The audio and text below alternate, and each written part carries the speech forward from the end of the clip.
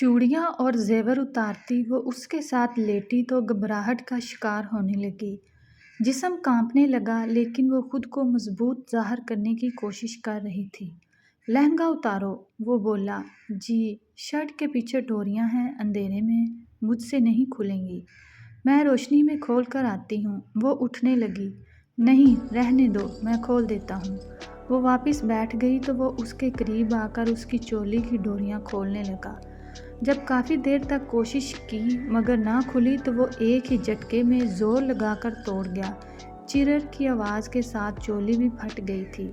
وہ نازک وجود رکھنے والی لڑکی اس کے مردانہ وجود کے نیچے دب کر رہ گئی۔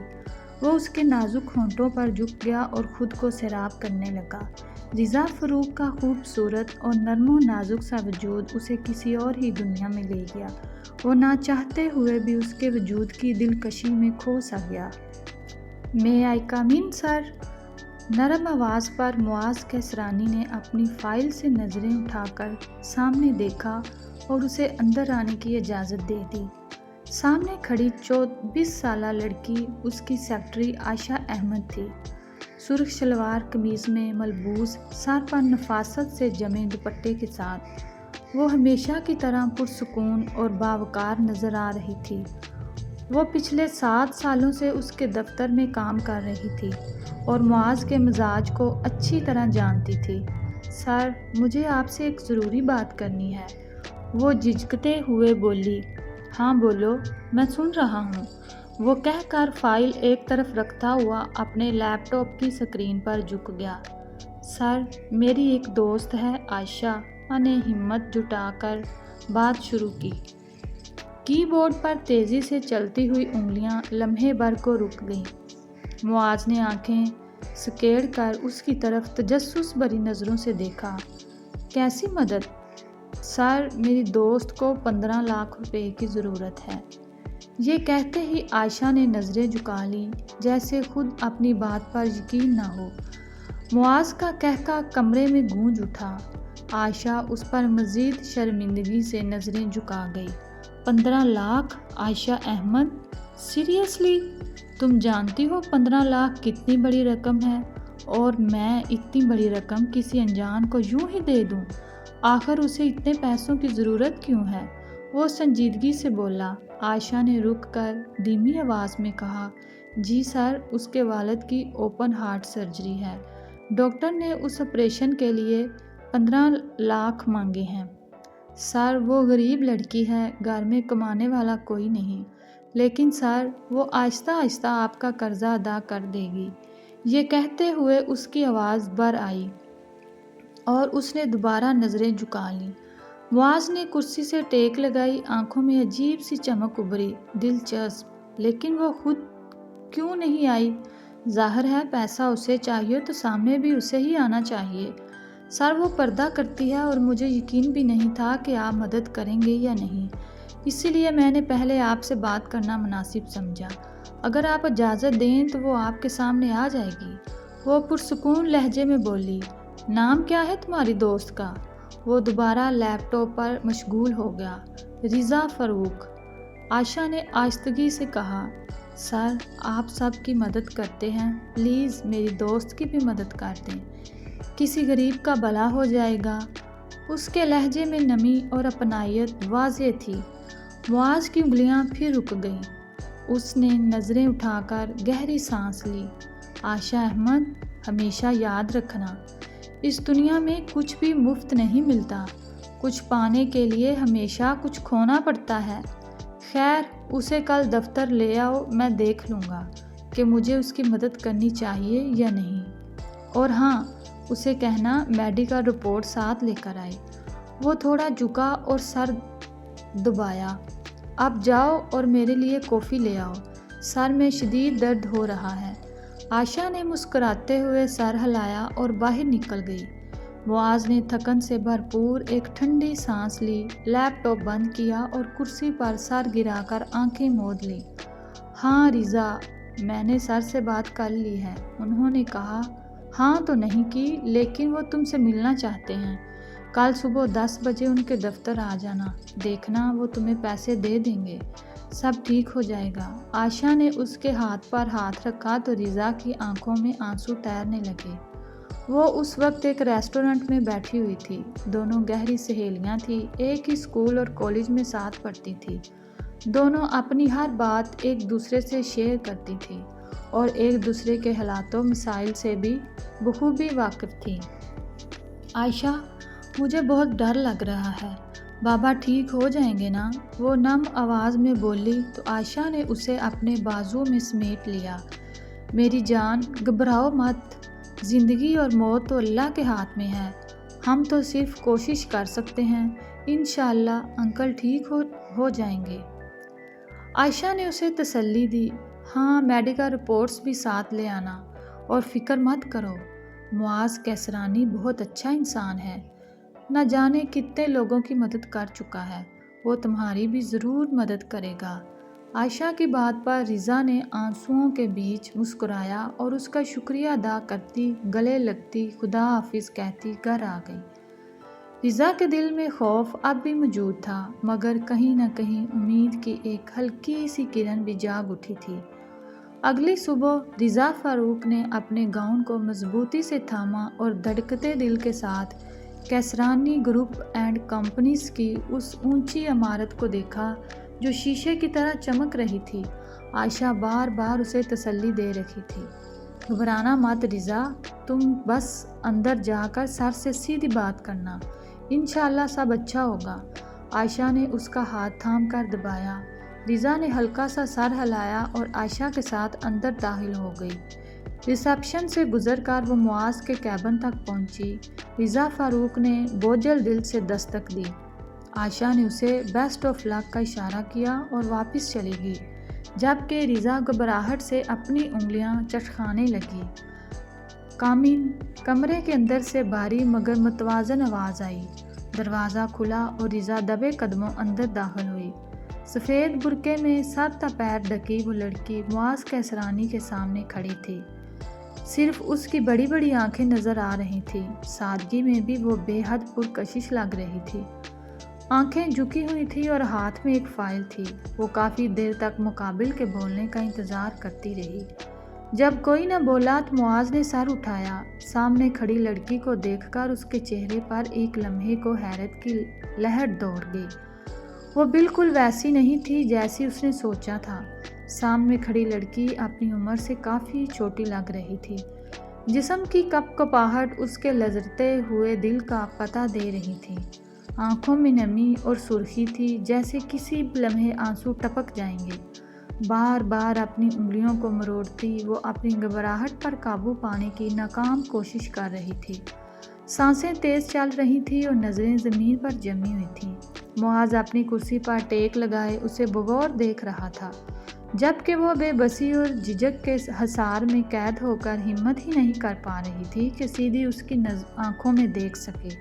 آپ رضا فاروق ہیں؟ معاذ کیسرانی نے گہری نگاہیں سامنے کھڑی لڑکی پر ڈالی۔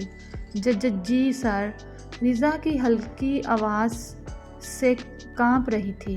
بیٹھ جائیے، معاذ نے سامنے رکھی کرسی کی طرف اشارہ کیا۔ رضا نے نظریں جھکائے آہستہ سے کرسی پر بیٹھتے ہوئے رپورٹس آگے رکھ دیں۔ یہ میرے والد کی رپورٹس ہیں سر۔ ڈاکٹروں نے کہا ہے کہ فوری سرجری ضروری ہے۔ سرجری اور دواؤں پر جو خرچ ہوگا اس کے لیے 15 لاکھ روپے درکار ہیں۔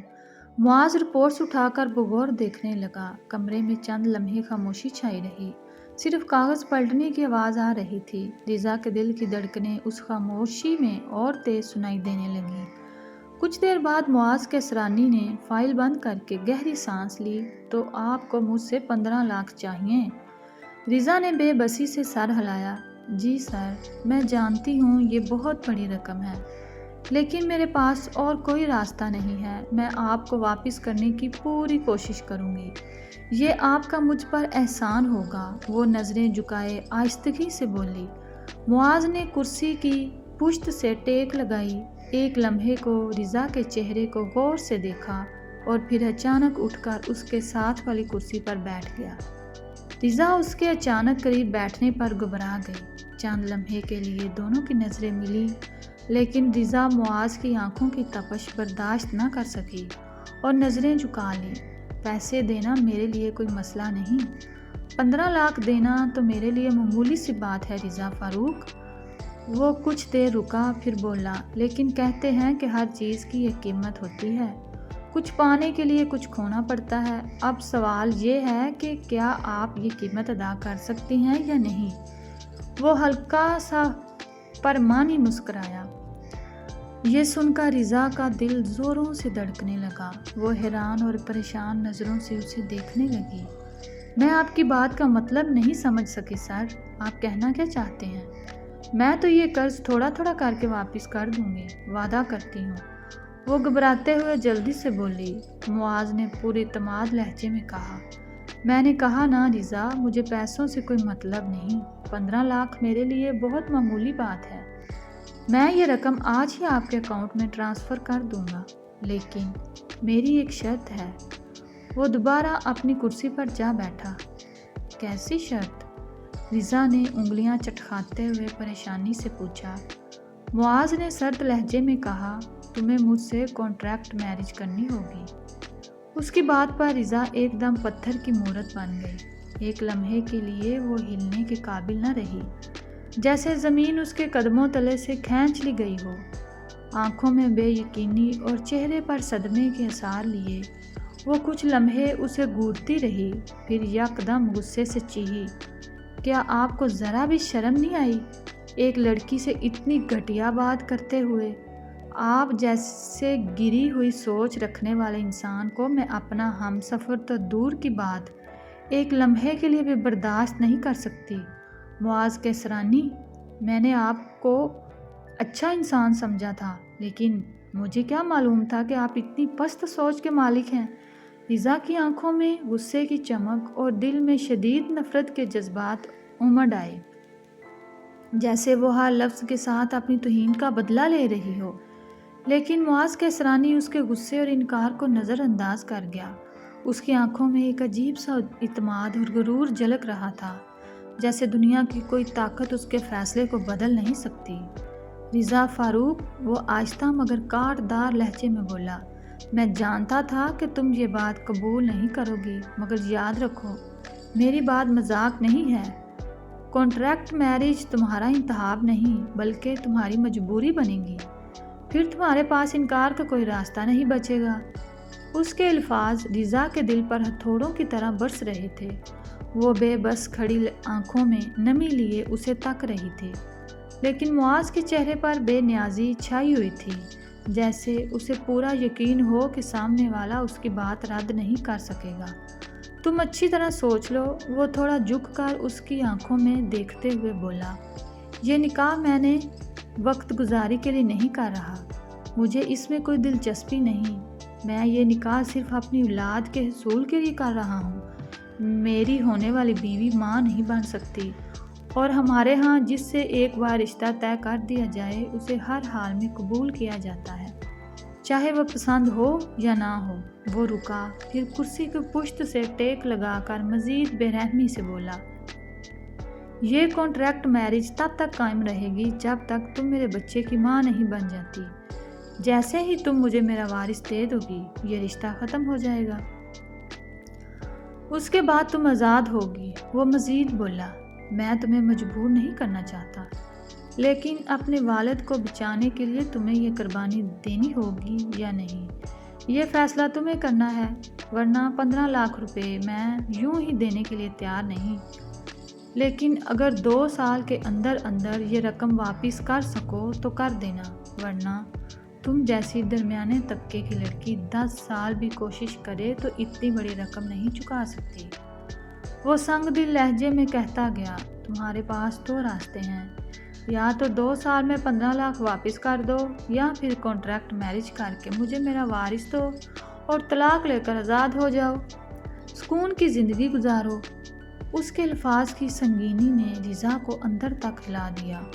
اس کی لرزتی سانسوں کے ساتھ لب ہلے مگر آواز باہر نہ آ سکی۔ معاذ نے اس کی حالت کو نظر انداز کرتے ہوئے کاغذ اٹھائے اور اطمینان سے بولا، یوں چیخنے چلانے سے کچھ نہیں ہوگا، ٹھنڈے دماغ سے سوچو، تمہیں یہ رقم واپس کرنی پڑے گی، باقی سب تمہاری مرضی ہے۔ میں نے اپنی شرط بتا دی ہے، 1 دن کا وقت ہے تمہارے پاس۔ یہ کہہ کر وہ دوبارہ اپنے کام میں مصروف ہو گیا، جیسے ابھی کچھ ہوا ہی نہ ہو، جبکہ رضا آنکھوں میں آنسو، کانپتے ہاتھوں اور بوجھل دل کے ساتھ وہاں سے نکل آئی۔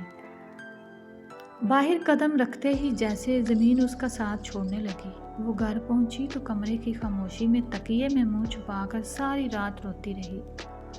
اس کے دل پر ایک ایسا بوجھ آن پڑا تھا جس نے اسے توڑ کر رکھ دیا، لیکن وہ جانتی تھی کہ اپنے باپ کو بچانے کے لیے یہ کڑوا گھونٹ پینا ہی ہوگا، یہ قربانی دینی ہی ہوگی۔ وہ خود کو تسلی دیتی رہی کہ بس 2-3 سال کی بات ہے، باپ کا علاج ہو جائے گا، بہن بھائیوں کا مستقبل سنور جائے گا، لیکن دل کا زخم ہر لمحہ لہو لہان کرتا رہا۔ بارش کی تیز بوندیں شہر کی سڑکوں کو بھگو رہی تھی۔ رضا بھیگا ہوا شال سنبھالتی بوجھل قدموں سے تیزی سے چل رہی تھی۔ اس نے ہاتھ میں موبائل تھا جس کی سکرین پر ہسپتال کا میسج جگمگا رہا تھا۔ کل تک رقم نہ ملی تو آپ کے والد کی سرجری نہیں ہو سکے گی۔ یہ الفاظ اس کے دل پر پتھر کی طرح گر رہے تھے۔ باپ کے چہرے کا خیال آتے ہی وہ بے بسی سے رو پڑی۔ اب صرف معاذ کیسرانی ہی اس کی مدد کر سکتا تھا۔ یہ سوچتی ہوئی وہ جلدی سے معاذ کی کمپنی میں داخل ہوئی۔ ریسیپشن پر موجود لڑکی سے اجازت لے کر اندر گئی۔ معاذ جو کام میں مشغول تھا، رضا کو دیکھ کر چونک گیا۔ کیا ہوا رضا، آپ رو کیوں رہی ہیں؟ وہ پریشانی سے پوچھنے لگا۔ رضا روتے ہوئے ہاتھ جوڑ کر بولی، میں آپ سے نکاح کرنے کے لیے تیار ہوں۔ میرے والد کی کل سرجری ہے اور اگر پیسے جمع نہ ہوئے تو ان کی جان کو خطرہ ہوگا۔ پلیز مجھے پیسے دے دیں، بدلے میں نکاح کے لیے تیار ہوں۔ اس کی بات پر معاذ کیسرانی نے میز کی دراز سے کانٹریکٹ پیپر نکال کر اس کے سامنے رکھ دیے اور اوپر ایک قلم رکھا۔ رضا کانپتے ہاتھوں سے وہ کاغذات اٹھا کر پڑھنے لگی، لیکن آنکھوں کے سامنے بار بار آنسو تیرنے لگے۔ اس کی آنکھوں کے آگے اندھیرا چھانے لگا۔ اے سی کی ٹھنڈک کے باوجود رضا کے پورے جسم میں سنسناہٹ ہونے لگی۔ اسے لگ رہا تھا جیسے اس کے جسم میں خون منجمد ہونے لگا ہے۔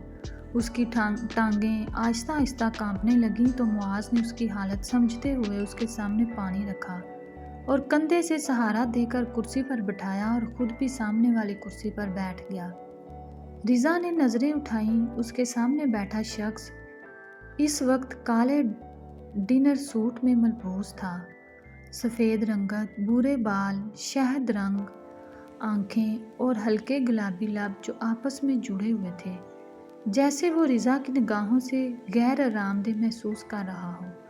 سفید ہاتھوں کی انگلیاں مسلسل لیپ ٹاپ کے کی بورڈ پر چل رہی تھیں۔ اس کے چہرے پر کوئی تاثر نہ تھا۔ وہ نہایت پروفیشنل انداز میں اپنے کام میں مصروف تھا۔ سامنے بیٹھا وہ شخص بلا شبہ وجیح شخصیت کا مالک تھا جو کسی بھی لڑکی کا خواب ہو سکتا تھا۔ کچھ دیر بعد معاذ کیسرانی نے لیپ ٹاپ ایک طرف رکھا اور رضا فاروق کی طرف متوجہ ہوا، جو مسلسل انگلیاں چٹکانے پریشانی سے اسے دیکھ رہی تھی۔ رضا، اس کانٹریکٹ پیپر میں لکھا ہے کہ تم مجھ سے نکاح کرو گی اور بدلے میں اپنے والد کے علاج پر خرچ ہونے والی 15 لاکھ روپے کی رقم مجھ سے لوگی۔ نکاح کے بعد تمہیں میری بیوی بن کر تب تک رہنا ہے جب تک تم مجھے بچہ پیدا کر کے نہیں دے دیتی۔ بچہ پیدا ہونے کے بعد اس بچے سے تمہارا کوئی تعلق نہیں ہوگا اور نہ ہی میرا تم سے۔ بچہ پیدا ہوتے ہی میں تمہیں طلاق دے دوں گا اور تم آزاد ہو جاؤ گی۔ یہ سب کچھ تم اپنی مرضی سے کر رہی ہو اور تم پر کوئی زبردستی نہیں کی جا رہی۔ اس نے کاغذ پر لکھی ساری باتیں دہرا دیں۔ رضا نے کانپتے ہاتھوں سے فوراً دستخط کر دیے۔ دل بے اختیار دھڑکنے لگا۔ اس نے نظریں اٹھا کر دوبارہ اس شخص پر مرکوز کی جو کانٹریکٹ پیپر دیکھ رہا تھا۔ اس کے چہرے پر کوئی تاثر نہ تھا۔ وہ بے حد سنجیدگی اور پروفیشنل انداز میں کاغذات دیکھ رہا تھا۔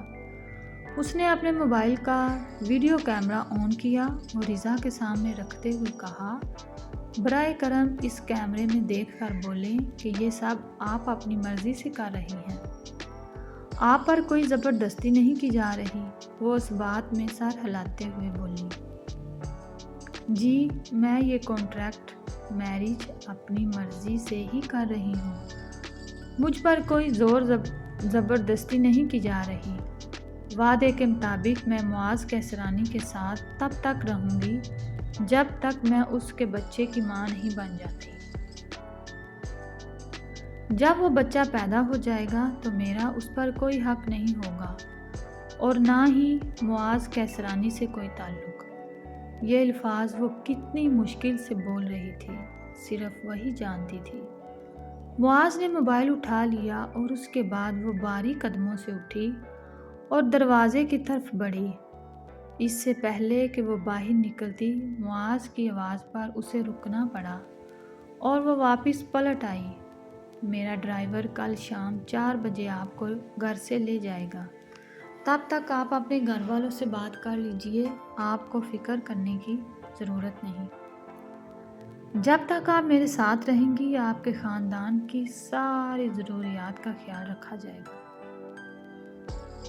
شہر سے باہر میرا ایک فارم ہاؤس ہے، ہمارا وہیں نکاح ہوگا۔ ریزا نے نم آنکھوں سے اس بات میں سر ہلایا اور کمرے سے نکل گئی۔ ریزا کے جانے کے بعد معاذ نے اپنی ٹائی ڈھیلی کی اور ٹھنڈی سانس بھر کر آنکھیں میچ لیں، جیسے اپنی بے چینی اور تناؤ کو کم کرنے کی کوشش کر رہا ہو۔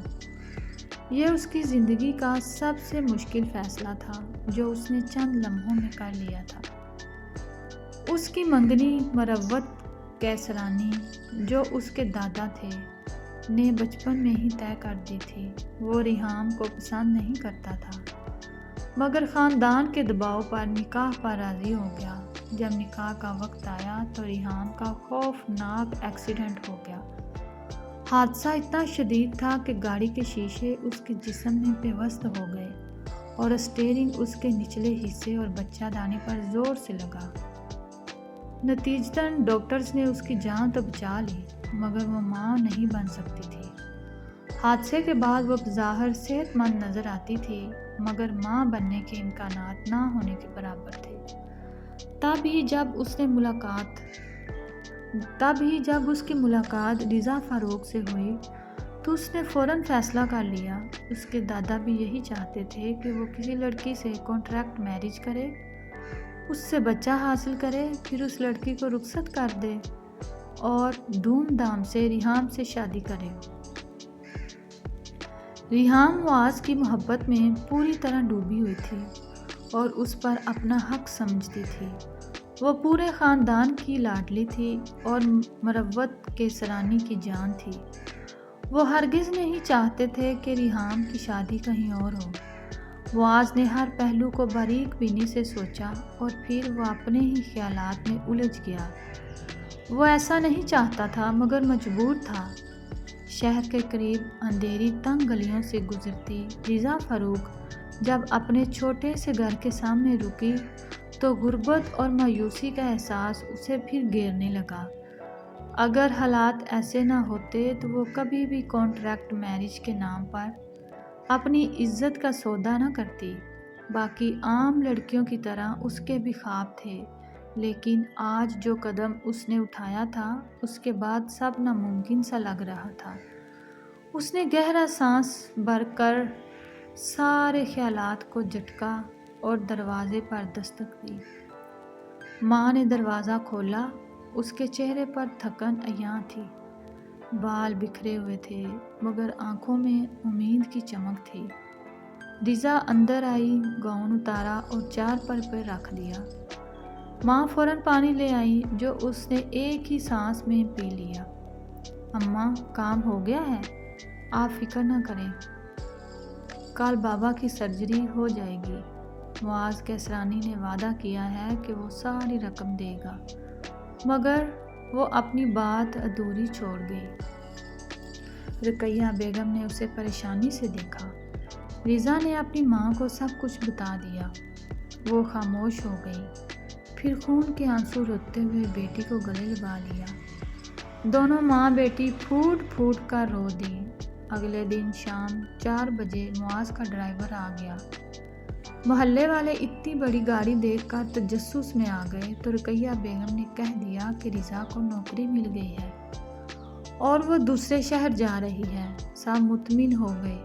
رضا نے بہن بھائیوں کو گلے لگا کر الوداع کہا۔ ماں نے اسے خوب دعائیں دی اور رخصت کیا۔ وہ گاڑی میں بیٹھ گئی۔ 3 گھنٹے کے سفر کے بعد گاڑی شام 7 بجے ایک بہت بڑے فارم ہاؤس میں داخل ہوئی۔ ملازم نے اسے ایک کمرے کی طرف اشارہ کیا۔ اندر 2 میک اپ آرٹسٹ کھڑی تھی۔ میم، آپ جلدی سے نہا لیں، پھر ہم آپ کو نکاح کے لیے تیار کر دیں گے۔ 1.5 گھنٹے بعد آپ کا نکاح ہے۔ رضا نے سر ہلایا اور نہانے کے لیے چلی گئی۔ خوبصورت سرخ لہنگا بستر پر بچھا ہوا تھا۔ رضا اتنا خوبصورت لہنگا دیکھ کر دنگ رہ گئی۔ وہ لہنگا پہن کر جیسے ہی باہر آئی تو 2 لڑکیوں نے اس کا میک اپ شروع کر دیا۔ ایک لڑکی اس کا میک اپ کر رہی تھی جبکہ دوسری لڑکی اس کے ہاتھوں اور پیروں پر مہندی لگانے لگی۔ 1.5 گھنٹے کے بعد وہ دلہن بنی تیار بیٹھی تھی۔ رضا کی آنکھیں بار بار آئینے میں موجود اپنے عکس پر جاتی اور نظریں ہٹانا بھول جاتی۔ وہ واقعی بے حد حسین لگ رہی تھی۔ میم، آپ بہت پیاری لگ رہی ہیں۔ قسم سے آج معاذ تو آپ پر جانوں دل سے فدا ہو جائیں گے۔ رضا نے ہلکا سا مسکرا دیا۔ آپ پلیز یہ مہندی دلوا دیں، سوکھ گئی ہے، اور گھونگھٹ نکال دیں۔ وہ اس بات میں سر ہلاتے ہوئے گیلا دوپٹہ اور پانی لے کر مہندی دھونے لگی۔ کچھ دیر بعد وہ دونوں لڑکیاں اسے باہر لے آئیں جہاں مولوی صاحب اور کچھ لوگ بیٹھے تھے۔ رضا کو معاذ کے ساتھ والی کرسی پر بٹھا دیا گیا۔ مولوی صاحب نے نکاح شروع کیا۔ رضا فاروق بنت فاروق احمد، آپ کا نکاح معاذ کیسرانی ولد رحیم کیسرانی کے ساتھ حق مہر کے عوض کیا جا رہا ہے۔ کیا آپ کو یہ نکاح قبول ہے؟ مولوی کے سوال پر وہ 3 بار کانپتے لہجے اور دھڑکتے دل کے ساتھ قبول ہے بول گئی۔ اس کے بعد مولوی صاحب معاذ کی طرف متوجہ ہوئے۔ معاذ کیسرانی ولد رحیم کیسرانی، آپ کا نکاح رضا فاروق بنت فاروق احمد کے ساتھ مہر کے عوض کیا جا رہا ہے۔ کیا آپ کو یہ نکاح قبول ہے؟ مولوی کے سوال پر معاذ نے بھی 3 بار قبول ہے کہا اور اس طرح رضا فاروق اس کی زوجیت میں آ گئی۔ نکاح کے بعد 2 وکیل رضا کے سامنے بیٹھے اور کچھ کاغذات پر دستخط کروانے لگے۔ وہ اچھی طرح جانتی تھی کہ یہ قانونی کارروائی کس لیے ہے۔ وہ ناسمجھ نہیں تھی، سب جانتی تھی۔ کاغذات پر دستخط کرنے کے بعد کھانا لایا گیا۔ رضا نے پھر بھی گھونگھٹ نہ الٹا بلکہ کھانا بھی گھونگھٹ کے نیچے سے کھاتی رہی۔ پھر وہ دونوں لڑکیاں اسے ایک سجے سجائے کمرے میں لے آئیں۔ کمرہ خوشبودار موم بتیوں، گلاب اور پھولوں کی پتیوں سے سجایا گیا تھا۔ کمرے میں پھیلی مدھم روشنی میں وہ بستر پر لہنگا پھیلائے معاذ کا انتظار کرنے لگی۔ کچھ دیر بعد وہ کمرہ بند کر کے اندر آیا، کوٹ اتار کر ایک طرف رکھا اور اپنی شرٹ کے بٹن کھولنے لگا۔ پھر چلتا ہوا اس کے قریب بیٹھ گیا۔ اس کی مہندی لگے ہاتھوں اور پیروں کو دیکھنے لگا جن پر خوبصورت نقش و نگار بنے تھے۔ آپ نے اپنے گھر والوں کو اس کانٹریکٹ میرج کے بارے میں بتا دیا تھا؟ میں نہیں چاہتا بعد میں اس بچے کو لے کر کوئی تماشا ہو۔ میں آپ کے گھر والوں کو تب تک کفالت کروں گا جب تک آپ میرے پاس ہوں گی۔ آپ کے بابا کی سرجری ہو چکی ہے، فی الحال وہ بے ہوش ہیں، انشاءاللہ کچھ دنوں میں ٹھیک ہو جائیں گے۔ یہاں سے جانے کے بعد میں آپ کے اکاؤنٹ میں آپ کا حق مہر اور مزید رقم بھی جمع کروا دوں گا تاکہ آپ اپنی زندگی سکون سے گزار سکیں۔ وہ آگے بولا، میں نے یہ شادی محبت میں آ کر نہیں کی، یہ بات تو آپ جانتی ہیں، لہٰذا مجھ سے مزید کسی چیز کی امید مت رکھیے گا۔ مجھے یہ نخرے رونا دھونا اور منانا نہیں آتا۔ جب میرا دل چاہے گا آپ کو میرے قریب آنا ہوگا بغیر نخرے کے، اس کے علاوہ آپ میرے آس پاس نہ آئیں۔ رضا نے تکلیف سے آنکھیں مینچ لیں تو کچھ آنسو گالوں پر بہہ گئے۔ وہ اٹھا اور کمرے کی لائٹ آف کر دی، اپنی شرٹ اتارنے لگا۔ جی میں سمجھ گئی، آپ پریشان نہ ہوں، جیسا آپ چاہیں گے ویسا ہی ہوگا۔ آخر آپ نے مجھے 15 لاکھ میں خریدا ہے اور خریدی ہوئی لڑکی کی کوئی عزت نہیں ہوتی۔ وہ تو محض غلام یا بندی ہوتی ہے جو اپنے مالک کے ہر حکم پر عمل کرتی ہے، وہ لرزتی آواز میں بولی تو معاذ نے اس کے طنز پر ہونٹ بھینچ لیے۔ اس کے کامدار دوپٹے کو ایک طرف کر کے اس کے ساتھ لیٹ گیا۔ معاذ نے اس کا گھونگھٹ تک نہ ہٹایا، نہ اس کو دیکھنا گوارا کیا، نہ ہی تعریف کے جملے بولے، بس اپنے مطلب پر آیا۔ فضا کی کلائیوں میں سجی چوڑیوں کی چھنکار سے کمرہ گونجنے لگا۔ معاذ نے ناگواری سے پہلو بدلا، یہ چوڑیاں اور جیولری اتار دو، مجھے شور بالکل پسند نہیں، اور آج کے بعد جب بھی میں یہاں آؤں یہ چوڑیاں اور بھاری زیور نہ پہننا۔ جی نہیں پہنوں گی، سمجھ گئی؟ چوڑیاں اور زیور اتارتی وہ اس کے ساتھ لیٹی تو گھبراہٹ کا شکار ہونے لگی۔ جسم کانپنے لگا لیکن وہ خود کو مضبوط ظاہر کرنے کی کوشش کر رہی تھی۔ لہنگا اتارو، وہ بولا۔ جی، شرٹ کے پیچھے ڈوریاں ہیں، اندھیرے میں مجھ سے نہیں کھولیں گی، میں روشنی میں کھول کر آتی ہوں۔ وہ اٹھنے لگی۔ نہیں، رہنے دو، میں کھول دیتا ہوں۔ وہ واپس بیٹھ گئی تو وہ اس کے قریب آ کر اس کی چولی کی ڈوریاں کھولنے لگا۔ جب کافی دیر تک کوشش کی مگر نہ کھلی تو وہ ایک ہی جھٹکے میں زور لگا کر توڑ گیا۔ چرر کی آواز کے ساتھ چولی بھی پھٹ گئی تھی۔ اپنی ناقدری پر رضا کا دل چاہا داڑیں مار مار کر روئے۔ معاذ نے یہی لہنگے کے ساتھ کیا۔ وہ بے جان سی گڑیا کی طرح بیٹھی رہی اور وہ اسے بستر پر دھکا دے گیا۔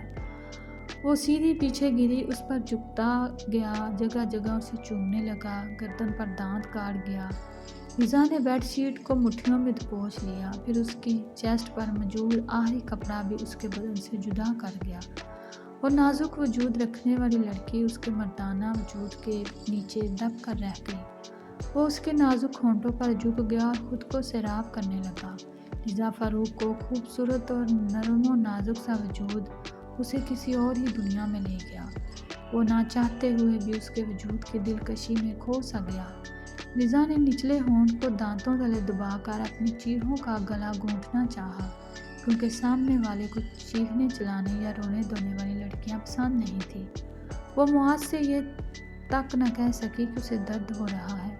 معاذ اس کے وجود کو بری طرح مسل رہا تھا۔ وہ برداشت نہ کر سکی تو رونے لگ گئی۔ معاذ نے یہ تک نہ سوچا کہ وہ پہلی بار ان مراحل سے گزر رہی ہے، نرمی اختیار کرے۔ مجبوراً وہ چیخ اٹھی۔ پورے کمرے میں رضا کی چیخیں اور سسکاریاں گونجنے لگیں۔ آنکھوں سے آنسو بہنے لگے مگر معاذ کو اس کی پرواہ نہ تھی۔ وہ اپنی ساری وحشتیں اس کے نازک وجود پر اتار رہا تھا۔ صبح 5 بجے وہ اٹھی تو کمرے میں مکمل اندھیرا تھا۔ وہ لائٹ آن کر کے دیوار کا سہارا لیتی واش روم تک آئی اور نہانے چلی گئی۔ کچھ دیر بعد معاذ بھی اٹھ گیا۔ جب وہ کمبل ہٹا کر اٹھا تو بستر پر سرخ دھبے دیکھ کر ہونٹ بھینچ گیا اور پھر کپڑے پہن کر کمرے سے نکل گیا۔ رضا نہا کر آئی تو خالی کمرہ دیکھ کر سمجھ گئی کہ وہ جا چکا ہے۔ وہ بھی نماز پڑھ کر قرآن پاک لے کر بیٹھ گئی۔ نماز پڑھنے کے بعد وہ پورے کمرے کی صفائی کر کے واپس لیٹ گئی۔ درد اور تکلیف کی شدت سے وہ پوری رات سو نہ سکی تھی۔ معاذ تھکا ہارا حویلی میں داخل ہوا۔ جیسے ہی قدم کمرے کی طرف بڑھے، سامنے ریحام بیٹھی نظر آئی۔ وہ جانتا تھا کہ نکاح کی خبر سننے کے بعد وہ پوری رات سوئی نہیں ہوگی۔ ہمیشہ خود کو تیار رکھنے والی وہ لڑکی آج سادہ سی ٹی شرٹ اور ٹراؤزر میں بکھرے بالوں اور سوجی ہوئی آنکھوں کے ساتھ بیٹھی تھی۔ بچپن سے وہ سنتی آئی تھی کہ معاذ صرف اس کا ہے، مگر آج وہ کسی اور کا ہو چکا تھا۔ معاذ نظریں چرا کر کمرے کی طرف جانے لگا مگر ریحام کی لرزتی آواز پر اس کے قدم رک گئے۔ معاذ، بس اب تم اس کے قریب نہیں جاؤ گے، ایک بار بہت ہے، کیونکہ تم پر صرف میرا حق ہے۔ وہ غصے اور بے بسی سے چیخی۔ تم سمجھنے کی کوشش کیوں نہیں کرتی؟ میں یہ سب مجبوری میں کر رہا ہوں۔ میں اپنے ماں باپ کا اکلوتا بیٹا ہوں ریحام۔ اگر میری اولاد ہی نہیں ہوگی تو میری نسل آگے کیسے چلے گی؟ لیکن پھر بھی میں یہ سب کچھ تمہارے لیے ہی تو کر رہا ہوں تاکہ ہمارا آنے والا کل مکمل ہو سکے۔ ریحام کی آنکھوں سے آنسو ٹپکنے لگے۔ وہ بھاری لہجے میں بولی، جب وہ لڑکی ماں بن جائے گی تب مجھے بچہ لے کر اسے طلاق دے دو گے اور مجھ سے شادی کر لو گے نا؟ وہ انگلیاں چٹکانے لگی۔ اس کی آنکھوں اور لرزتی آواز کے باوجود معاذ نے کوئی جواب نہ دیا۔ خاموشی سے ایک طرف ہوتا سیڑھیاں چڑھنے لگا۔ پیچھے سے ریحام چیخ اٹھی، معاذ میری بات کا جواب دو، تم مجھے یوں نظر انداز نہیں کر سکتے۔ مگر وہ اپنی رفتار تیز کرتا سیدھا کمرے میں آیا اور بستر پر گرتے ہی آنکھیں موند لیں۔ وہ تھوڑا سا آرام کرنا چاہتا تھا، وہ پوری رات نہیں سو سکا تھا۔ وہ شاور کے نیچے کھڑا تھا، پانی کی دھاریں اس کے چہرے اور وجود پر گر رہی تھی۔ نہ چاہتے ہوئے بھی ذہن بار بار رضا فاروق کے گرد گھومنے لگا۔ جیسے ہی اس نے آنکھیں موندی، رضا کی چیخیں اور سسکیاں اس کے کانوں میں گونج اٹھی۔ وہ لمحہ ایک اسیب کی طرح اس کے دل و دماغ پر چھایا ہوا تھا۔ پانی کے قطرے اس کے چہرے سے بہہ رہے تھے، مگر اصل درد تو اس کی آنکھوں میں تھا۔ وہ جانتا تھا کہ اسے ایسا نہیں کرنا چاہیے تھا۔ رضا معصوم تھی، بے بس تھی، اس کی قربت میں اتنا کھو چکا تھا کہ اسے ہوش ہی نہ رہا، اور وہ جانتا تھا کہ وہ اس کے ساتھ نرمی اختیار کرنے کے بجائے بے رحمی اختیار کر گیا تھا۔ وہ کپڑے پہن کر باہر نکلا، تولیے سے بالوں کو رگڑتا تولیہ ایک طرف اچھال گیا، اپنی ساری سوچوں کو جھٹکتا فریش ہو کر نیچے آیا۔ حویلی کے سب لوگ ڈائننگ ٹیبل پر موجود تھے سوائے ریحام کے۔ مراد کیسرانی نے سنجیدہ لہجے میں پوچھا، تم نے اس لڑکی سے کانٹریکٹ پیپر سائن کروا لیے ہیں؟ یہ نہ ہو کہ وہ بچہ پیدا کرنے کے بعد اس بنیاد پر تمہیں یا ہمیں بلیک میل کرے۔ معاذ نے سر ہلایا، جی سب کر لیا ہے، آپ فکر نہ کریں، میں نے فارم ہاؤس پر بھی سب نوکروں کو سمجھا دیا ہے کہ وہ اس کا خیال رکھیں۔ معاذ کے دادا مطمئن ہو کر کھانے میں مشغول ہو گئے، جب کہ معاذ نے بے چینی سے پہلو بدلا۔ وہ نہ چاہتے ہوئے بھی فارم ہاؤس پر گزری رات کے بارے میں سوچنے لگا۔ کتنا سکون محسوس کیا تھا اس نے۔ اس سکون کو یاد کرتے وہ بے چین ہو رہا تھا، دل بار بار رضا فاروق کی قربت کو مچلنے لگا تھا، لیکن وہ اپنی ساری سوچوں کو جھٹکتا تیار ہو کر حویلی سے نکل گیا۔ ایک ہفتہ گزر چکا تھا، لیکن معاذ نے رضا کے قریب آنا گوارا نہیں کیا۔ وہ روز نوکروں کو فون کر کے اس کی خیریت دریافت کر لیتا، مگر دل کی بے چینی تھی کہ کم ہونے کی بجائے بڑھتی ہی جا رہی تھی۔ بار بار دل چاہتا تھا کہ سب کچھ چھوڑ کر اس کے پاس چلا جائے، مگر ضد اور ضبط کے بوجھ تلے وہ خود کو مشغول رکھنے کی کوشش کرتا رہا۔ وہ حویلی آ گیا، مگر وہاں بھی دل کو سکون نہ ملا۔ جذبات کی شدت اسے بے چین کر رہی تھی۔ بستر پر لیٹتے ہوئے بھی رضا کا خیال ایک پل کے لیے نہ چھوٹا۔ وہ مجبور ہو کر کمرے سے باہر نکلا تو ریحام نے اسے اتنی رات کو حویلی سے نکلتے ہوئے دیکھ لیا۔ اس کا دل ایک بار پھر خون کے آنسو رویا۔ اس نے دل میں رضا کے لیے مزید نفرت اور حسد بھر گیا۔ رات کے 2 بجے معاذ فارم ہاؤس کے دروازے پر پہنچا۔ وہ آہستہ سے اندر داخل ہوا تو کمرے میں خوب اندھیرا تھا، مگر خاموشی میں بھی کسی کی بھاری سانسوں کی آواز گونج رہی تھی۔ بند دروازے ہونے کی آواز پر رضا چونک گئی اور سہم کر اٹھ بیٹھی۔ معاذ آپ ہیں؟ اس نے لرزتی آواز میں پوچھا۔ معاذ اس کے صحیح اندازے پر حیران رہ گیا، تمہیں کیسے پتہ چلا؟ کمرے میں تو اندھیرا ہے۔ وہ آہستہ آہستہ بیٹھ کے قریب آیا اور شرٹ اٹھا کر ایک طرف رکھ دی۔ جی آپ کی باڈی پرفیوم سے پہچان گئی ہوں، وہ دھیرے سے بولی، پھر جھکتے ہوئے کہا، میں قمیض اتار چکی ہوں، آپ آ جائیں بیڈ پر، میں تیار ہوں۔ اس کے لہجے کی کپ کپاہٹ معاذ سے چھپی نہ رہ سکی۔ وہ رک سا گیا اور نرم لہجے میں بولا، نہیں تم میری کمر دبا دو، حویلی سے آتے آتے تھک گیا ہوں، بدن ریلیکس ہوگا تو ہی تمہارے قریب آ سکوں گا۔ ایک ہفتے سے جو بے چینی اس کے وجود میں سرایت کر گئی تھی، اب اس بے چینی کا نام و نشان تک نہیں تھا۔ جی میں دبا دیتی ہوں، وہ دھیرے سے بولی اور جھجکتے ہوئے اوپر بیٹھ کر اس کی کمر دبانے لگی۔ کافی دیر تک وہ یوں ہی اس کی کمر دباتی رہی۔ معاذ نے پلٹ کر سیدھا ہونا چاہا تو رضا لڑک کر براہ راست اس کے اوپر گری۔ وہ لمحہ دونوں کے لیے عجیب سا تھا، سانسوں کی تیز دھڑکنیں ایک دوسرے کے وجود میں گھلنے لگی۔ کمرے کی خاموش فضا ان کے قریب آتی سانسوں سے بھر گئی۔ معاذ نے نیم مدہوشی سے پوچھا، تمہیں یہاں ڈر تو نہیں لگتا؟ نہیں میں ٹھیک ہوں، رضا نے بمشکل کہا۔ اس کی اتنی نزدیکی پر رضا کے دل کی دھڑکنیں تیز ہو گئی تھیں۔ معاذ نے اس کی کمر کو مضبوطی سے پکڑا تو وہ کانپنے لگی۔ وہ اس کے چہرے پر انگلیاں پھیرتے ہوئے بولا، پہلی دفعہ جب تم میرے قریب آئی تھی تو بہت روئی تھی، اس کے لیے میں تم سے معافی چاہتا ہوں۔ اس وقت مجھے اپنا ہوش نہیں تھا، تھوڑی دیر سختی کر گیا تھا۔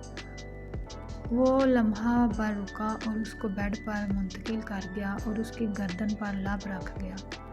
وہ کانپتے ہوئے بیڈ شیٹ مٹھیوں میں جکڑ گئی۔ وہ اپنی قمیض تو پہلے ہی اتار چکی تھی۔ وہ اپنی بات جاری رکھتے ہوئے بولا، لیکن آج میں کوشش کروں گا کہ تمہیں زیادہ تکلیف نہ ہو۔ یہ کہہ کر وہ آہستہ آہستہ اس پر جھکنے لگا، رضا کے وجود کو اپنی گرفت میں لے لیا۔ معاذ آہستہ کریں پلیز، مجھے درد ہو رہا ہے، وہ اکھڑتی سانسوں کے درمیان بولی، لیکن وہ تو اتنا مدہوش تھا کہ اسے رضا کی کانپتی آواز اور اکھڑتی سانسیں تک سنائی نہیں دی تھی۔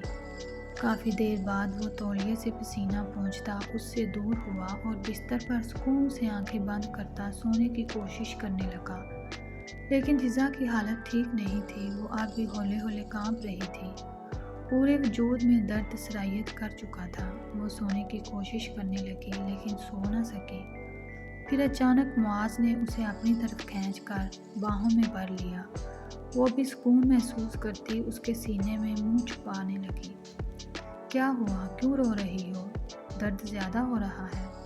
وہ ایک ہی سانس میں اتنے سارے سوال کر گیا۔ جی تھوڑا سا درد ہو رہا ہے۔ وہ اس کی ناک کی ٹپ کو چومتا پیچھے ہوا اور اس کے لبوں پر ہلکی مسکراہٹ آ گئی۔ رضا معاذ کے سینے میں ہی چھپنے لگی۔ اس کی اس حرکت پر معاذ کے لب مسکراہٹ میں ڈلے اور پھر وہ سکون سے آنکھیں موڑ گیا۔ صبح کی نرم کرنیں کھڑکی سے چھن چھن کر اندر آ رہی تھی۔ معاذ جیسے ہی جاگا تو آنکھیں ملنے لگا۔ آج وہ بہت زیادہ سو گیا تھا۔ عموماً وہ 8 بجے اٹھ جاتا تھا، آج دوپہر کے 12 بج رہے تھے۔ نظریں ساتھ سوئے ہوئے وجود پر پڑیں تو دل تیزی سے دھڑکنے لگا۔ اس پل وہ حیران رہ گیا، کوئی اتنا حسین بھی ہو سکتا ہے؟ نہ جانے کتنے پل وہ حرکت نہ کر سکا۔ لمبے گھنے اور سیاہ ریشم جیسے سلکی بال اس کی کمر سے نیچے تک بکھرے ہوئے تھے، جن میں روشنی پڑ کر چمک مزید بڑھ رہی تھی۔ وہ پرسکون نیند میں اس کے بازو پر سر رکھے سو رہی تھی۔ معاذ کے ہلنے پر وہ ذرا سی کسمسائی تو اس نے نرمی سے اس کا سر تکیے پر رکھا اور خود ٹکٹکی باندھے اس کے سراپے کو دیکھنے لگا۔ گلابی سے نازک ہونٹ، دودھ جیسی رنگت، چھوٹا سا ستواں ناک جہاں ایک چھوٹی سی سفید لونگ چمک رہی تھی، اور نازک سا سراپا جو اس وقت معاذ کی شرٹ میں چھپا ہوا تھا۔ ماتھے پر ہلکے ہلکے پسینے کے قطرے اسے اور بھی دلکش بنا رہے تھے۔ وہ مکمل طور پر اس کے رنگ میں رنگی ہوئی لگ رہی تھی۔ معاذ کو ایسا لگا جیسے وہ لڑکی اس کی زندگی کا سب سے خوبصورت تحفہ ہے اور اب وہ زندگی بھر اس سے دور نہیں جا سکے گا۔ محبت نے پہلی ہی نظر میں اس کے دل پر دستک دے دی۔ وہ بہت پیار سے اس کے لبوں پر جھکا اور ہلکے سے اس کے ہونٹوں پر اپنے ہونٹ رکھ لیا۔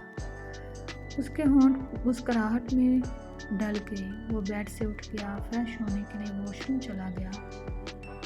کھٹکے کی آواز پر رضا نے ہلکی سی آنکھیں کھولیں تو سامنے معاذ پینٹ پہنے، شرٹ لیس کھڑا بالوں میں کنگھی کر رہا تھا۔ وہ معاذ کو دیکھ کر گھبراہٹ کا شکار ہونے لگی۔ وہ جلدی سے اٹھی تو درد کی شدید لہر سے چکرا کر رہ گئی۔ وہ خود کو سنبھالتی جلدی سے دوبارہ کمبل میں خود کو چھپانے لگی۔ وہ صرف معاذ کی شرٹ پہنے ہوئے تھی۔ معاذ جو آئینے میں اس کی ساری حرکتیں دیکھ رہا تھا، خاموشی سے اس کی طرف آیا تو وہ جلدی سے چہرہ چھپانے لگی۔ رضا نے شرم سے نظریں جھکا لیں۔ میری شرٹ دو، وہ بولا اور اپنی ہنسی کو کنٹرول کرنے لگا۔ میرے پاس نہیں ہے آپ کی شرٹ، وہ کہتے ہی جلدی سے کمبل میں گھسنے لگی۔ یہ جو تم نے پہنی ہوئی ہے یہ کیا ہے، بتاؤ، چلو جلدی دو، میں اپنے ساتھ کوئی کپڑے نہیں لایا، مجھے باہر جانا ہے۔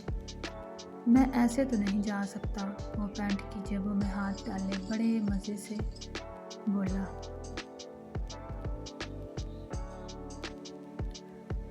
وہ ریحانسی ہوئی، میں نے نیچے کچھ بھی نہیں پہنا ہوا، آپ پلیز مجھے میرے کپڑے دے دیں اور تھوڑی دیر کے لیے پلیز باہر چلے جائیں، میں بھی اتار کر دیتی ہوں۔ اس نے حالت سے صاف محسوس ہو رہا تھا۔ یہ کیا بات ہوئی، بیوی ہو میری، میں 2 دفعہ تمہارے قریب آ چکا ہوں، اب تک تو تمہاری ساری شرم اتر جانی چاہیے تھی، تم اب بھی شرما رہی ہو۔ وہ مسلسل نگاہیں اس پر جمائے ہوئے تھا اور شرم سے کمبل سے نکلنے کا نام نہیں لے رہی تھی۔ وہ تو لائٹ بند ہوتی ہے نا، اس لیے اتنی گھبراہٹ نہیں ہوتی، پلیز معاذ میرے ساتھ ایسا نہ کریں۔ وہ اب باقاعدہ ہاتھوں میں چہرہ چھپا کر رو رہی تھی۔ رضا یار کیا ہو گیا، میں مذاق کر رہا تھا تمہارے ساتھ، پلیز رونا بند کرو، اسے باہوں میں بھر کر پیار سے بولا۔ اچھا میری طرف دیکھو، میں نے کہا۔ میری طرف دیکھو میری جان، وہ اتنے پیار سے بولا کہ رضا کا دل بے اختیار دھڑکنے لگا۔ وہ اس کے چہرے کی طرف دیکھنے لگی تو جیسے اس کی آنکھوں میں کھو گئی۔ معاذ نے بڑے پیار سے اس کے گال پر لب رکھے تو وہ جی جان سے کانپ اٹھی۔ اب جلدی سے تیار ہو کر نیچے آؤ، میں انتظار کر رہا ہوں۔ وہ چلا گیا تھا لیکن وہ ابھی تک اس کے خیالوں اور اس کے لمس سے باہر نہیں نکلی تھی۔ وہ جلدی سے واش روم بھاگی، فریش ہو کر باہر آئی، گیلے بالوں میں ہی چوٹی بنا کر برقع پہن کر باہر آئی تھی۔ وہ کچن میں کھڑا شرٹ لیس ہی ناشتہ بنا رہا تھا۔ یہ لے آپ کی شرٹ، اس کی طرف شرٹ بڑھاتے ہوئے بولی تو وہ مسکراتا ہوا اسے لے کر پہننے لگا۔ نیچے کے 3-4 بٹن بند کر کے وہ واپس کام میں مصروف ہو گیا۔ تھوڑی دیر بعد اس نے اس کے سامنے آملیٹ، بریڈ اور ایک پراٹھا رکھ کر پلٹ گیا۔ چائے کپوں میں ڈال کر وہ کرسی پر بیٹھ گیا۔ وہ ابھی بھی انگلیاں چٹا رہی تھی۔ رضا کھانا کھاؤ۔ وہ حجاب کے نیچے سے ہی کھانا کھانے لگی تو معاذ کو اس کا یہ انداز برا لگا۔ رضا تم چہرے سے نقاب ہٹا سکتی ہو، کل رات میں تمہارا چہرہ دیکھ چکا ہوں اور میں تمہارا شوہر ہوں، مجھ سے کیسا پردہ۔ میں نے سب نوکروں کو آج کے دن چھٹی دے دی ہے تو تم گھبرانے کی ضرورت نہیں۔ فارم ہاؤس پر کوئی نہیں ہے۔ وہ اس بات میں سر ہلا کر چہرے سے نقاب ہٹا گئی اور کھانے میں مصروف ہو گئی۔ ہلکی ہلکی باتوں سے اس کی جھجک ختم ہو چکی تھی۔ اب وہ بغیر گھبرائے جواب دے رہی تھی۔ ایک خوبصورت اور بھرپور دن گزار کر وہ اسے فارم ہاؤس چھوڑ کر حویلی واپس آ گیا، جہاں مراد کیسرانی ریحان کی شکایت پر اس کی پیشی لگائے بیٹھے تھے۔ تم روز فارم ہاؤس کیا کرنے جاتے ہو؟ معاذ اس لڑکی سے دل تو نہیں لگا لیا؟ مراد صاحب بولے تو وہ نظریں چرا گیا۔ یہ آپ کیسی باتیں کر رہے ہیں؟ جب سے نکاح ہوا ہے میں اس کے نزدیک صرف ایک دفعہ گیا ہوں۔ کل رات بھی میری بہت اہم فائل وہاں رہ گئی تھی مگر مجھے اس پر کام کرنا تھا، اس لیے گیا تھا۔ میں وہاں اس کے قریب تک نہیں گیا، دوسرے کمرے میں بیٹھ کر کام کرتا رہا اور تھوڑی دیر سو گیا، فریش ہو کر آ گیا بس۔ میں نے رضا کی شکل بھی نہیں دیکھی۔ وہ لڑکی ہر وقت پردہ کرتی ہے۔ اب اگر انویسٹیگیشن ہو گئی ہو تو میں جاؤں؟ وہ ریحان کی طرف پلٹ کر دانت پر دانت چمائے بولا، نانو یہ جھوٹ بول رہا ہے، کل رات کو 1 بجے یہ حویلی سے نکلا تھا۔ وہ غصے سے چیخی، ریحان تمہیں سمجھ کیوں نہیں آتی؟ جس لڑکی کے قریب جانے کا کوئی شوق نہیں ہے مجبوری میں گیا تھا۔ اب اگر تم نے مجھ سے اس طرح بدتمیزی سے بات کی تو قسم کھاتا ہوں تم سے کبھی شادی نہیں کروں گا۔ میں تمہاری بدتمیزی برداشت کر جاتا ہوں، اس کا مطلب یہ نہیں کہ تم کچھ بھی بولو۔ وہ بھی غصے سے بولا، اچھا نا معاذ غصہ مت کرو، تم اس کے قریب روز نہیں جاؤ گے۔ وہ اس کی شرٹ کے بٹن سے کھیلنے لگی۔ معاذ کا صبر جواب دے گیا۔ وہ ٹھنڈی سانس خارج کرتا بولا، اچھا اگر اس کے قریب نہیں جاؤں گا تو بچہ آسمان سے ٹپکے گا ریحان؟ تم میں عقل ہے یا نہیں؟ اس طرح تو پوری زندگی فارم ہاؤس پر بیٹھی رہے گی اور ہوگی پھر ہماری شادی۔ اس کے نزدیک جاؤں گا ریحان تو ہی بچہ ہوگا، تمہیں یہ کڑوا گھونٹ پینا ہوگا، ورنہ اس طرح روز میری شکایتیں داجی کے سامنے کرتی رہی تو اپنے لیے کوئی اور لڑکا ڈھونڈ لو، پھر مجھے شادی نہیں کرنی تم سے۔ وہ 2 ٹوک بات کرتا وہاں سے نکل گیا، جبکہ وہ آنکھوں میں آنسو لیے معاذ کو دور جاتا دیکھتی رہی۔ کاش وہ ایکسیڈنٹ نہ ہوا ہوتا تو آج وہ بھی ماں بن جاتی، معاذ کو وہ ساری خوشیاں دے سکتی جس کا وہ حقدار تھا۔ تم پریشان نہ ہو ریحان، دیکھنا وہ تم سے ہی شادی کرے گا، فکر نہ کرو مگر صبر کرو، وہ یہ سب تمہارے لیے تو کر رہا ہے۔ مراد کیسرانی نے اسے سمجھایا تو وہ اس بات میں سر ہلاتی خاموش ہو گئی۔ اب وہ حویلی بہت کم آتا تھا، فارم ہاؤس پر ہی رہتا تھا۔ رضا جو اس کے سامنے آنے سے کتراتی تھی، آہستہ آہستہ اس کی جھجک ختم ہو گئی تھی۔ وہ آفس سے سیدھا فارم ہاؤس آتا، کبھی وہ ڈنر کرنے باہر چلے جاتے تو کبھی وہ شاپنگ پر چلے جاتے، اس کا خیال رکھنے کی پوری کوشش کرتا۔ اس کی شادی کو 2 مہینے ہو گئے تھے، وہ پریگننٹ تھی۔ معاذ اسے خوش رکھنے کی کوشش کرنے لگا، وہ کوشش کرتا کہ رضا کو کسی قسم کی تکلیف نہ ہو، اس کے کھانے پینے کا خیال رکھتا، وقت پر دوائیاں دیتا۔ وہ چاہتا تھا کہ کچھ مہینے رضا کے ساتھ وہ اچھی زندگی جی لے، اس کے بعد اس کی شادی ختم ہو جائے گی۔ جبکہ رضا اسی چیز کو گھنٹوں بیٹھ کر سوچتی تھی، یہاں سے جانے کے بعد نہ جانے میری زندگی کیسی ہو جائے گی۔ 70 لاکھ میں وہ خود کو کانٹریکٹ میرج کے نام پر بیچ چکی تھی، ان چند مہینوں کے بعد وہ ناپاک ہو جائے گی، نہ ہی اس کے پاس کچھ ایسا بچے گا کہ وہ اپنے دوسرے شوہر کو کچھ دے سکے گی۔ اس نے سوچ لیا تھا جب وہ یہاں سے جائے گی تو اپنے بت کو کھولے گی اور خود کو بہت مصروف کر لے گی، جہاں نہ اسے معاذ کی یاد آئے گی نہ اپنے بچے کی۔ یہ سوچتے ہوئے اس کی روح نہ ہونے لگتی اور دوبارہ شادی کبھی نہیں کرے گی، کیونکہ اسے دھتکارے جانے سے ڈر لگتا تھا، اور ظاہر ہے اگر وہ دوسری شادی کرے گی تو اس کے دوسرے شوہر کو پتہ چل جائے گا کہ وہ کنواری نہیں ہے۔ وہ فیصلہ کر چکی تھی کہ وہ معاذ کیسرانی کی زندگی سے نکلنے کے بعد کسی دوسرے مرد کو اپنی زندگی میں شامل نہیں کرے گی۔ وہ اپنی جوانی کا سب سے خوبصورت تحفہ جب معاذ کیسرانی پر لٹا چکی تو وہ کبھی بھی دوسرے مرد کو بیوقوف نہیں بنائے گی۔ دن یوں ہی گزرتے جا رہے تھے۔ وہ معاذ کیسرانی کو سوتے ہوئے گھنٹوں دیکھتی، جیسے اس خوبصورت مرد کو دیکھنے کے علاوہ رضا فروغ کے پاس اور کوئی کام ہی نہ ہو۔ وہ جی بھر کر معاذ کو دیکھتی، جیسے اس کے ایک ایک نشق کو دل میں بسا لینا چاہتی ہو۔ کیا پتہ پھر مجھے یہ چہرہ دیکھنا نصیب ہو یا نہ ہو۔ کبھی اس کے دل میں ممتا جاگ جاتی، اپنے پیٹ میں پلتے بچے کے بارے میں سوچ کر گھنٹوں روتی۔ مجھے معاف کر دینا میرے بچے، اپنی ماں کو معاف کر دینا، میں مجبور تھی۔ انہی سوچوں میں گم کب 9 مہینے گزرے اسے پتہ ہی نہ چلا۔ 9 مہینے گزرنے کے بعد رضا کو اسپتال لے جایا گیا۔ درد سے کہ تکلیف میں وہ پسینے سے شرابور تھی۔ معاذ اس کے ساتھ قدم قدم پر کھڑا تھا، اس کا ہاتھ پکڑے حوصلہ دیتا رہا۔ چند گھنٹوں کی اذیت کے بعد بالآخر اس نے خوبصورت اور صحت مند بچے کو جنم دیا۔ معاذ کے ہاتھوں میں ننھی سی جان آئی تو اس کی آنکھیں خوشی اور درد سے بھیگ گئیں۔ وہ لمحہ شاید اس کی زندگی کا سب سے قیمتی لمحہ تھا، لیکن جب دماغ میں یہ سوچ پیدا ہوئی کہ اب اسے ہمیشہ ہمیشہ کے لیے رضا فروغ سے علیحدگی اختیار کرنی ہے تو وہ ضبط سے مٹھی بھینچ گیا۔ اس کی آنکھیں ضبط سے سرخ ہو چکی تھیں۔ وہ جانتا تھا کہ اگر رضا کو اپنے پاس رکھنے کی بات کرتا تو گھر میں کوہرام مچ جاتا۔ وہ رضا کے بغیر نہیں رہ سکتا تھا، نہ ہی اب وہ اسے چھوڑ سکتا تھا۔ ابھی وہ اس بارے میں سوچ ہی رہا تھا کہ نوکروں کے ذریعے مراد کیسرانی تک خبر پہنچ چکی تھی کہ رضا ماں بن گئی ہے، تو پورا خاندان ہسپتال جا پہنچا۔ بڑے حال میں قدموں کی چاپ اور چہروں کی سنجیدگی نے رضا کا دل دہلا دیا۔ وہ کمزور وجود کے ساتھ بستر پر لیٹی تھی اور معاذ کو دیکھ رہی تھی، جس کے چہرے پر بھی تکلیف کے تاثرات تھے، جسے وہ چھپانے کی ناکام کوشش کر رہا تھا۔ مراد صاحب نے آگے بڑھ کر بچے کو اٹھا لیا۔ یہ بچہ ہمارا ہے، اسے حویلی میں لے کر جائیں گے۔ یہ رسم ہے ہمارے خاندان کی اور یہی فیصلہ ہے۔ تم نے کانٹریکٹ پر سائن کیے ہیں کہ تمہارا اس بچے سے کوئی تعلق نہیں ہوگا۔ اب اپنا وعدہ پورا کرو، اس بچے کو ہمارے حوالے کر دو۔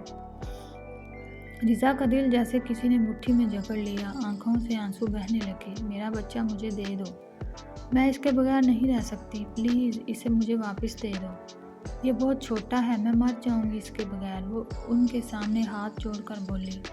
وہ لڑکی جو ہر وقت پردے میں رہتی تھی، اب وہی بغیر دوپٹے کے کھلے بالوں میں کھڑی مراد کیسرانی سے اپنے بچے کی بھیک مانگ رہی تھی۔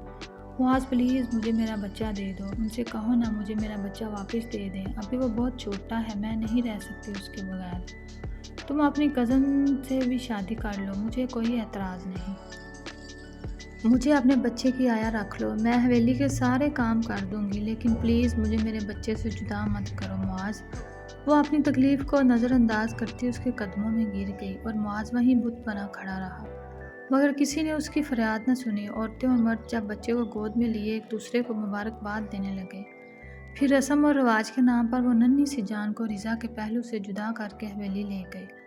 وہ منظر رضا کی روح کو چیر گیا۔ وہ کمزور آواز میں بار بار دہراتی رہی، میرا بچہ مجھے واپس دے دو۔ لیکن جواب میں صرف دروازے کے بند ہونے کی آواز آئی۔ اس دن رضا نے محسوس کیا کہ وہ صرف ایک معاہدہ تھی۔ ماں ہونے کے باوجود اپنے ہی وجود کا حصہ وہ کھو چکی تھی۔ اسے اپنے ہی بچے پر کوئی حق حاصل نہیں تھا۔ اس نے دل کی چیخیں اسپتال کی دیواروں پر قید ہو گئیں، مگر کوئی اس کا دکھ سننے والا نہ تھا۔ معاذ اسے فارم ہاؤس پر لایا تاکہ وہ خود کو سنبھال سکے۔ رضا تھوڑا سا صبر کرو، سب ٹھیک ہو جائے گا، میں کوشش کروں گا، گھر والوں سے بات کروں گا، تم فکر نہ کرو، میں واپس حویلی جا رہا ہوں، تم آرام کرو۔ لیکن رضا گم سم بیٹھی رہی۔ وہ ٹھنڈی سانس خارج کرتا گاڑی میں بیٹھ گیا۔ وہ تھوڑی دیر کے لیے حویلی جانا چاہتا تھا تاکہ کسی طرح اپنے گھر والوں کو منا کر بچے کو واپس لا سکے۔ وہ رضا کو اس حالت میں نہیں دیکھ سکتا تھا، یہی سوچ کر وہ حویلی واپس آیا تھا۔ بابا پلیز آپ لوگ سمجھنے کی کوشش کریں، میرا بچہ ابھی چھوٹا ہے، اسے اپنی ماں کی ضرورت ہے، آپ کہیں گے تو میں رضا سے ملنے نہیں جاؤں گا، ریحام سے بھی شادی کر لوں گا پلیز۔ ابھی وہ ان سے بات کر ہی رہا تھا کہ اسے فارم ہاؤس سے فون آیا۔ اسے پتہ چلا کہ رضا فاروق فارم ہاؤس سے جا چکی ہے۔ یہ سن کر اس کے قدموں تلے سے زمین نکل گئی۔ وہ واپس فارم ہاؤس آیا، خالی کمرہ دیکھ کر معاذ کا دل جیسے دھڑکنا ہی بھول گیا۔ وہ رضا کے گھر آیا لیکن گھر کو تالا لگا دیکھ کر وہ صحیح معنوں میں پریشان ہوا۔ آس پاس کے لوگوں سے پتہ چلا کہ وہ 1 مہینہ پہلے ہی گھر چھوڑ کر جا چکے ہیں۔ وہ 1 مہینہ پہلے ہی رضا کے اکاؤنٹ میں حق مہر اور باقی مزید رقم بھی ڈلوا چکا تھا۔ اسے اندازہ نہیں تھا کہ اتنی جلدی وہ یہ گھر چھوڑ دے گی، لیکن وہ نہیں جانتا تھا کہ جس دن معاذ نے اکاؤنٹ میں رقم بھیجی تھی اس کے اگلے ہی دن وہ یہ گھر بیچ کر کہیں اور شفٹ ہو چکی تھی۔ وہ عائشہ احمد کے گھر بھی گیا، لیکن حیرانی کی بات یہ تھی کہ وہ اس کی کانٹریکٹ میرج کے بارے میں کچھ نہیں جانتی تھی۔ دوسرا یہ بھی نہیں جانتی تھی کہ وہ لوگ کہاں گئے ہیں۔ ان سب کے بعد وہ ٹوٹ چکا تھا، خود کو قصوروار ٹھہراتا کہ وہ نہ صرف ایک لڑکی کی زندگی برباد کر چکا بلکہ ایک بچے کو اس کی ماں سے بھی جدا کر چکا۔ وہ اب کسی لڑکی کو اپنی زندگی میں شامل نہیں کرنا چاہتا تھا۔ وہ ریحام سے بھی شادی کرنے سے انکار کر چکا تھا۔ شروع میں اس کے دادا ریحام اور رحیم کسرانی کافی غصے میں رہے۔ وہ کیسے ریحام سے شادی کرتا جب وہ اسے محبت ہی نہیں کرتا تھا؟ شادی کر کے وہ ریحام کی زندگی برباد نہیں کرنا چاہتا تھا۔ پھر بعد میں مراد کسرانی نے ریحام کی شادی اس کے کزن سے کر دی جو اسے بہت چاہتا تھا۔ وہ ریحام کی اس کمزوری کو بھی قبول کر چکا تھا کہ وہ کبھی ماں نہیں بن سکتی۔ رحیم کو اس چیز سے کوئی فرق نہیں پڑتا تھا کیونکہ وہ اس سے محبت کرتا تھا، اور معجزہ یہ ہوا کہ شادی کے صرف 1 مہینے بعد ہی اسے خبر ملی کہ وہ ماں بننے والی ہے، اور پھر 9 مہینے بعد اس کے ہاں ایک پیاری سی بیٹی پیدا ہوئی۔ وہ اپنی زندگی سے بہت خوش تھی۔ وہ اپنے رب کا شکر ادا کرتی کہ خدا نے اسے اولاد جیسی نعمت سے نوازا ہے، جبکہ معاذ اپنے بچے کو خود ہی سنبھال رہا تھا۔ دن کے وقت وہ ریحام کے پاس ہوتا اور شام کو آفس سے فارغ ہو کر وہ اپنے بچے کو ریحام سے لے لیتا تھا۔ ریحام دونوں بچوں کو سنبھال لیتی۔ جب سے رضا معاذ کی زندگی سے گئی تھی وہ تو ہنسنا ہی بھول گیا تھا۔ آج وہ دونوں اپنے بچوں کی شاپنگ کے لیے ایک مال میں بیٹھے ہوئے تھے جہاں بچوں کے کپڑوں کی بہت اچھی ورائٹی ملتی تھی۔ ریحام یہ دیکھو یہ کیسا ہے؟ وہ ریحام سے پوچھ رہا تھا۔ نہیں، کلر عجیب سا ہے، مجھے بالکل پسند نہیں آیا۔ یہ دیکھو یہ کیسا ہے؟ معاذ نے اس بات پر سر ہلایا۔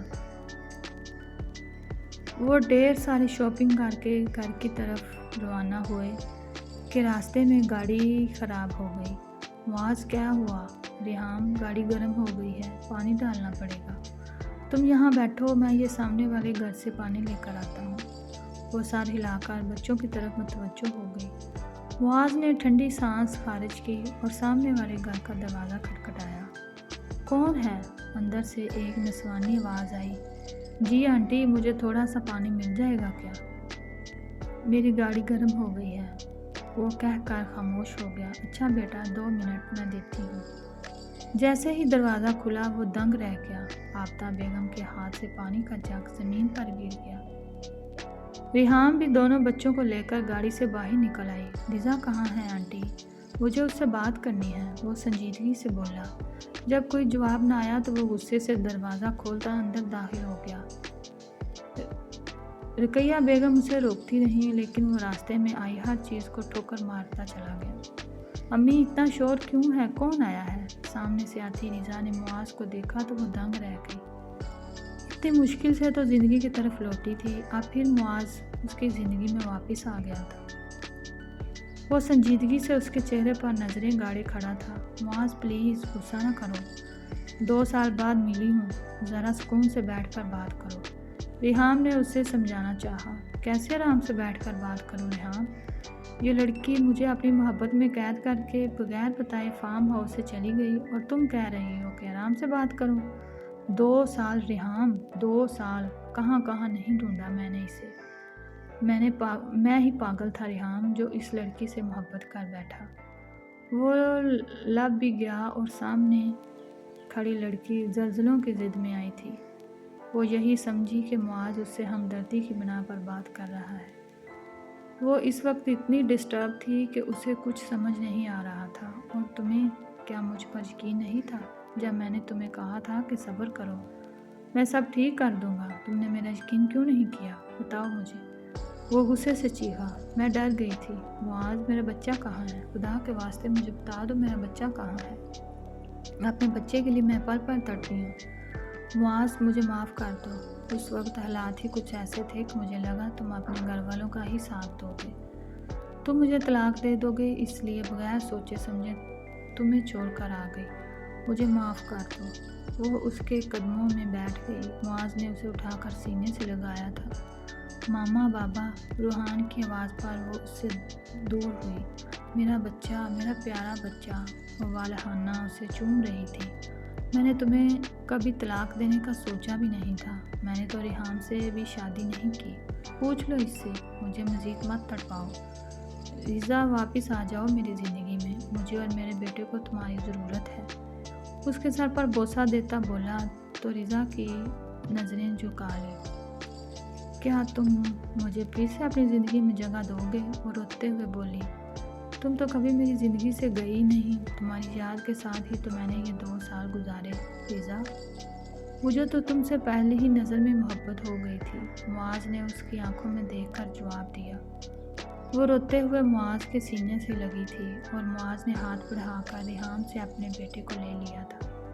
یہ کتنا پیارا ہے معاذ، ریزا اپنے بیٹے کو محبت سے چومتی بولی۔ ہاں، اپنے باپ پر گیا ہے، پیارا تو ہوگا ہی۔ معاذ کی بات پر ریحان اور رقیہ بیگم ہنس پڑی، جس میں ریزا اور معاذ کی ہنسی بھی شامل تھی۔